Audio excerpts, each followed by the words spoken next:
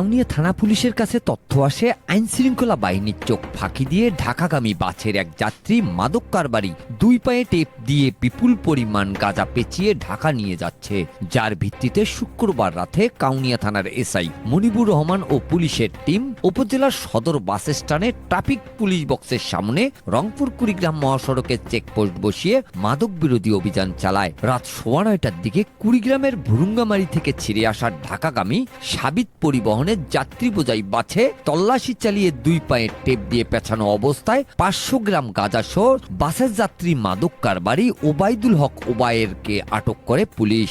গ্রেপ্তার ওবায়দুল হক ওবায়ের ঢাকা কদমতলী রায়েরবাগ মোজাহিদনগর বালুরমাঠ এলাকার আহমদুল্লাহ ছেলে।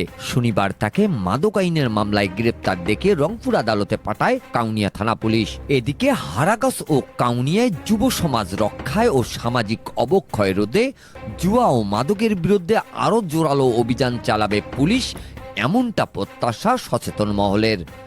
Mizanur Rahman, DRS news.